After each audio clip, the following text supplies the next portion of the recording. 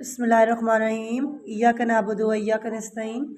Hello and अस्सलाम वालेकुम। जो आज का हमारा टॉपिक है वो है किंगडम क्लासिफिकेशन के बारे में हमने पढ़ना है। जो पहला हमारा किंगडम है वो है टू किंगडम क्लासिफिकेशन सिस्टम। इसमें क्या था कि जितने भी ऑर्गेनिज्म थे उनको टू किंगडम क्लासिफिकेशन में तब्दील किया गया। कौन कौन से थे? एक तो था प्लांटी यानी कि प्लांट, दूसरा था एनिमेलिया यानी कि एनिमल्स। ठीक है, इसमें क्या था कि ये जो ऑर्गेनिज्म था वो जो ऑर्गेनिज्म खुद अपनी फूड प्रिपेयर कर सकता था, जो किसी पर डिपेंड नहीं करता था, वो था प्लांटी। ठीक है, कैन प्रिपेयर फूड। जो इस पे डिपेंड था लेकिन खुद अपनी फूड तैयार नहीं कर सकता था वो था एनिमेलिया।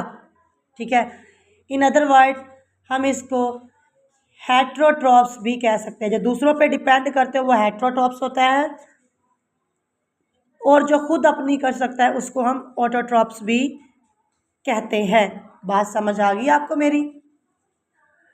इस सिस्टम के मुताबिक अब हम कहते हैं कि according to two kingdom classification, जो इन्होंने हमें डिटेल बताई कि ये क्या क्या करते हैं, उसके मुताबिक कौन कौन से टू किंगडम क्लासिफिकेशन में रहने के काबिल है।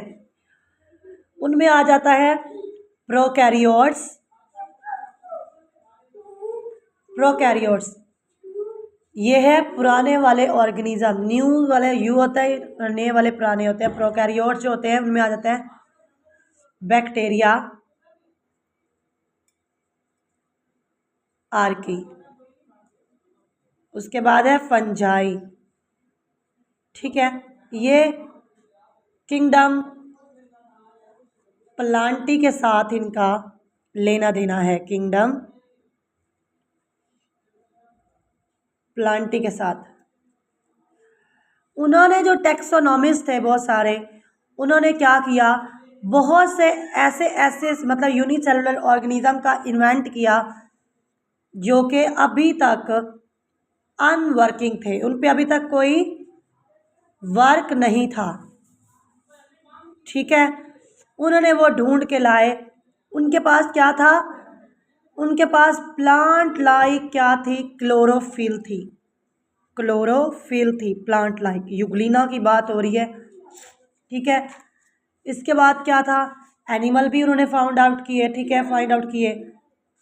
जिनके पास हेट्रोट्रॉपिक वाला कंडीशन था, यानी कि वो खुद कुछ भी नहीं कर सकते थे, दूसरों पे डिपेंड कर रहे थे। ठीक है, फूड के लिए, न्यूट्रिशन के लिए। ठीक है, इन्होंने वो भी ढूंढे। ठीक है, उनके पास क्या था? डार्कनेस सी सेल में। ठीक है, यानी कि उनके पास एनिमल वाली सारी खसाइयतें थी। ठीक है, लैक ऑफ सेल वॉल भी था। इन्होंने इस चीज़ को फिर क्या किया कि इनकी जो सेपरेट कंडीशन थी, यानी कि दोनों थी, उनके पास प्लांट वाली भी थी और उनके पास एनिमल वाली भी थी। उन्होंने क्या किया?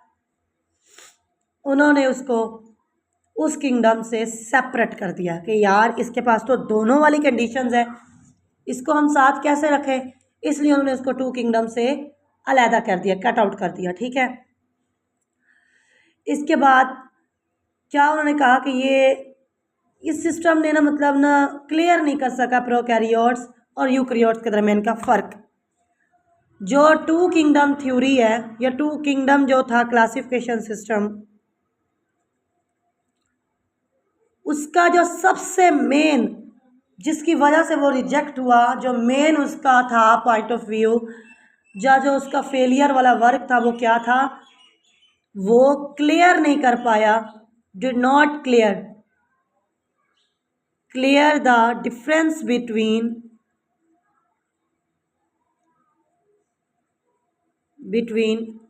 प्रोकैरियोट्स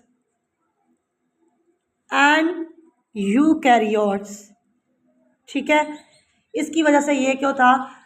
टू किंगडम थ्योरी जो थी, हम लोग उसको मॉडर्न नहीं कह सकते क्योंकि उसका जो मिस पॉइंट था वो तो प्रोकैरियोट्स और यूकैरियोट्स को सेपरेट ही नहीं कर पाया।